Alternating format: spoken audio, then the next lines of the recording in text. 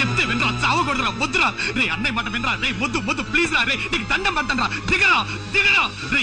మనిషి డబ్బులు వెతుకుంటే వెళ్ళచ్చు, పనిని వెతుకుంటే వెళ్ళచ్చు, కానీ చావుని వెతుకుంటే వెళ్ళకూడదురా. చావే మనల్ని వెతుకుంటే రావాలి రే. వద్దు, నీ కాళ్ళు పట్టుకుంటాను, దిగరా రే.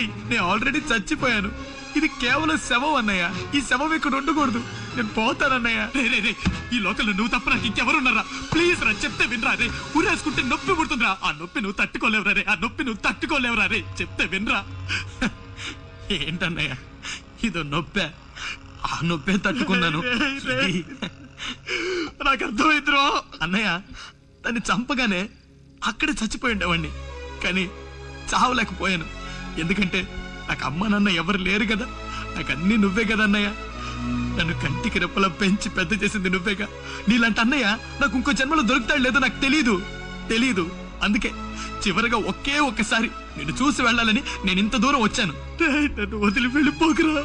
నేను చూశానన్నయ్య, నేను చూసేశాను. ఈ జన్మకి చాలు, నేను పోతానన్నయ్య, నేను పోతాను. నాకు ఇది వద్దన్నయ్య, నేను పోతాను అన్నయ్య, నేను పోతానన్నయ్య. చెప్తే వినరా రే, వద్దు వినరా రే, వద్దు ప్లీజ్ రా రే, వద్దు నేనున్నాను నీకు రే, వద్దురా